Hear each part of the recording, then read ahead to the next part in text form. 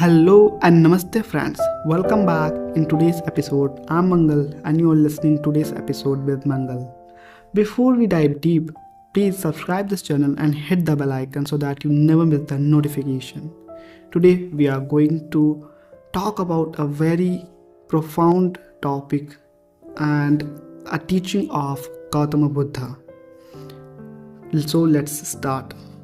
Today we are going to travel more than 2500 years back in time to ancient India to explore the life, journey and timeless teaching of Gautama Buddha.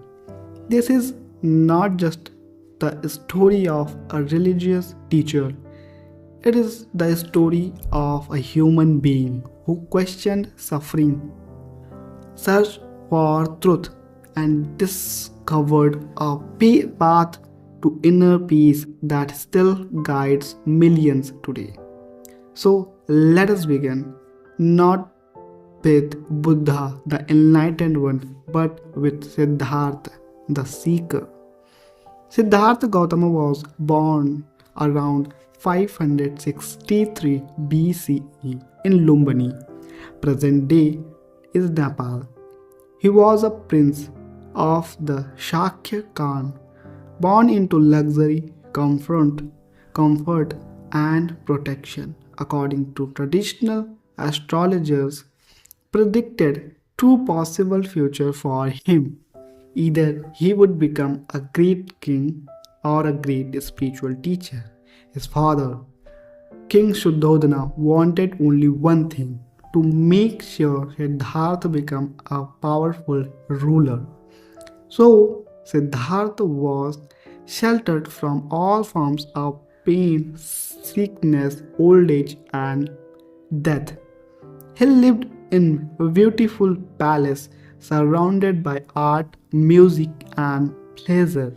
Yet something inside him felt incomplete. Even in comfort, Siddhartha sensed a deeper question: is this all life is? One day Siddhartha stepped outside the palace walls and his life changed forever. He saw four sights that shocked him deeply. An old man, weak, fragile, and slow. A sick person, suffering and helpless. A dead body, lifeless and silent. A wandering ascetic, calm, peaceful, and detached. For the first time, Siddhartha understood a universal truth: aging, sickness, and death are unavoidable. But the foresight, the peaceful ascetic, planted a new idea. There must be a way beyond suffering. That night, at the age of 29, Siddhartha made a life-changing decision. He left behind his palace, his wealth, his wife, and his newborn son. Not out of rejection, but out of a deep desire to understand life itself. The moment, this moment is known as the Great Renunciation. Siddhartha became a seeker. For years, he studied under great teachers and practiced extreme asceticism. He fasted, meditated intensely, and pushed his body to the edge of death. But even after years of suffering, enlightenment didn't come. One day, weak and exhausted, Siddhartha realized something profound. Suffering alone does not lead to wisdom. He accepted a bowl of milk rice from a village girl, symbolizing balance over extreme. This insight became the foundation of one of Buddha's greatest teaching, a path between luxury and self-torture.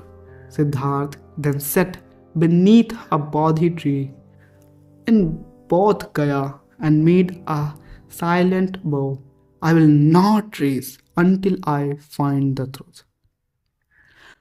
After a night of deep meditation, Siddhartha confronts fear, desire, and illusion, often symbolized as Mara, the tempter. As the morning stars rose, Siddhartha awakened. He understood the nature of suffering, the cause of suffering, the end of suffering, the path leading to the end of suffering. At that moment, Siddhartha became the Buddha, which means the awakened one. He did not become a god, he became fully aware, and his first thought was simple yet compassionate. This truth must be shared. Buddha's teaching began with clarity, not comfort. Life includes suffering, dukkha, stress, pain, dissatisfaction. These are parts of life. Suffering has a cause, desire, attachment, and ignorance. Suffering can end. Peace is possible. There is a path to end suffering. This is not noble. This is the noble eightfold path. This path is practical and balanced, divided into three areas: wisdom, right view, right intention, ethical conduct, right speech, right action, right livelihood, mental discipline, right effort, right mindfulness, and right concentration. This path is not about belief, it is about practice. Buddha taught everything changes. Pain changes, joy changes, life itself changes. Understanding impermanence helps us to let go and live more freely.